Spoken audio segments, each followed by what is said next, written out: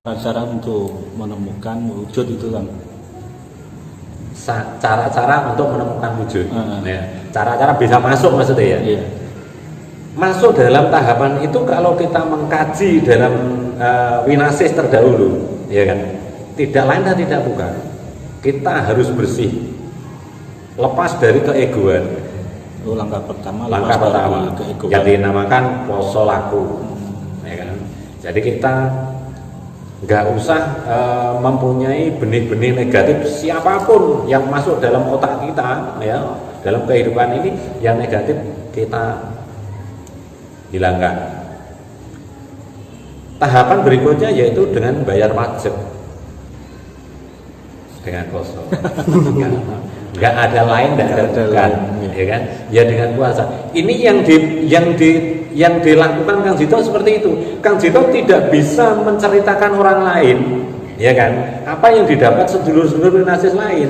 Karena mungkin dengan buah karya atau tahapan beliau-beliau itu, ya kan? Masing-masing. Tapi Kang Jito dikuasa seperti ini dengan laku itu. Dengan laku puasa itu. Maka Kang Jito menyampai dulur-dulur itu tidak ada cerita lain, ya dengan puasa, dengan sul sumeleh seperti itu. Sul sumeleh dan kopamrek. Ya.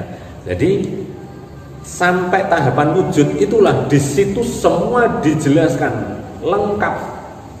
Seisi kehidupan di alam semesta ini, ya kan? Itu dijelaskan dengan real. Tidak ada sekatai sing tidak dijelaskan di situ, ya. Maka di situ transparan di situ, ya. Maka temuilah wujud itu dulu. Maka kalau saudara kita yang keteguhan Islam, ya, yang Kang Jito tahu, ya, bahasa, karena dulu Kang Jito juga ajari seperti itu. Allah wujud kita pertama wujud. Nah, wujud ini kita enggak hanya sekedar ngomong, ya kan? Gampang untuk diomong, gampang untuk diucapkan, tapi kita harus masuk dulu ke sini, menemui siapa yang dawuh itu, kan gitu. Nah, waktu perjalanan tahap demi tahap itu Kang Jito juga kebingungan. Keegoannya Kang Jito yang temperamen, ya, dulu ego besar kan, karena belum muncul sumeleh itu, ya kan masih menghalangi, ya. Nah, Kang Jito bahasanya dulu kan seperti ini. Terus pundi Gusti carane sakit kepanggih poso meneh, nah, kan seperti itu, ya. Bagaimana Gusti caranya bisa ketemu, cara bahasa Indonesia kan seperti itu.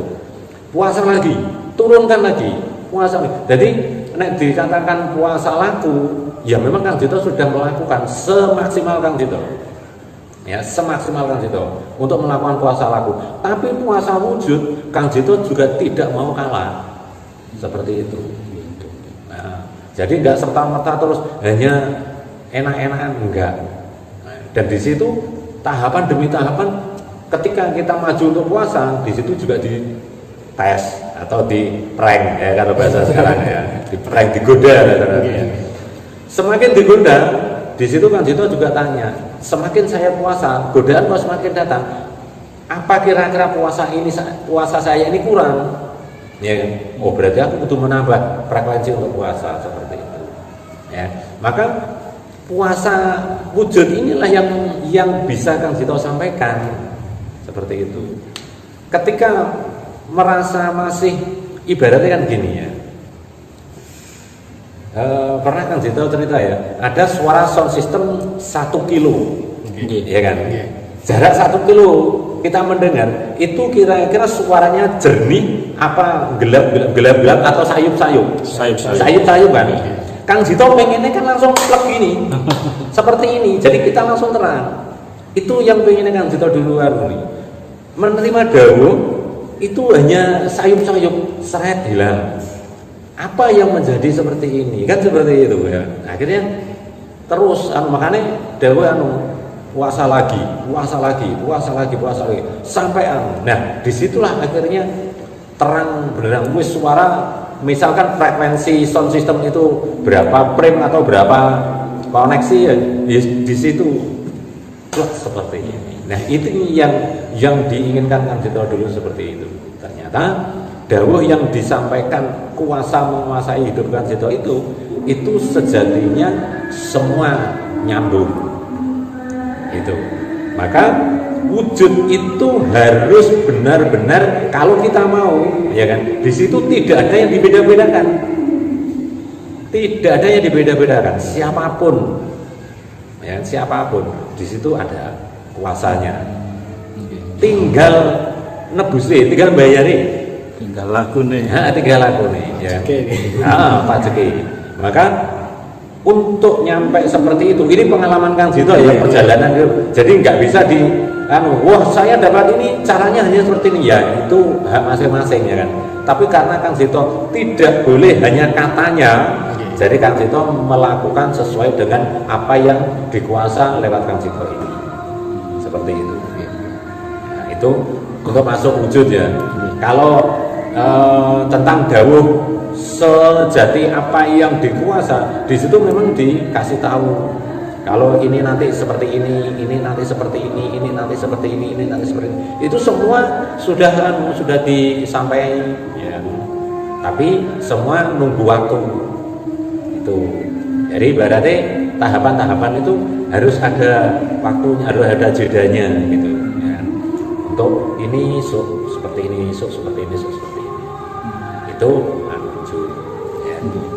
salajengipun ngeten Kang niki kata sing tanglet babagan bagaimana cara menajamkan mata batin. Nah, kita lanjutnya kanti ya. Yeah. Wujud kan kanti. Kan ada 5 Mas. Wujud, kanti, selamat, sekabehane titik. Kan ada 5. Ya kan? Kanti. Kanti itu adalah seiring waktu atau diiringi. Ya, seiring waktu berjalan. Dikanteni atau dibarengi. Kalau bahasa Jawa dikanteni, dibarengi, ya kan? Nah, seiring waktu. Jadi wujud ku utuh yang menguasakan hidup manusia ini akan memberikan sesuatu seiring waktu.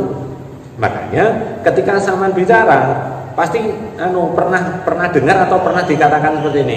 Hati-hati loh Mas, ucapannya Saman akan kembali ke Saman sendiri. Mandi ucapannya Saman diri.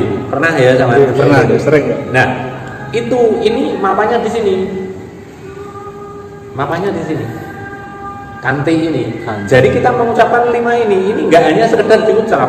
Di sini semua ada makna, mapane laku utuh itu. Gitu. Ya kan?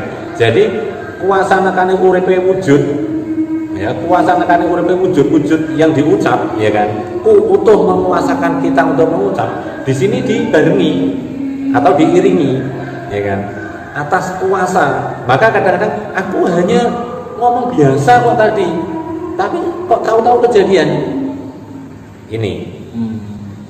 Namanya kanti ini, ya dibarengi ini. Ya. Nah, itulah penyampaiannya seperti ini. Terus selamat, ya kan?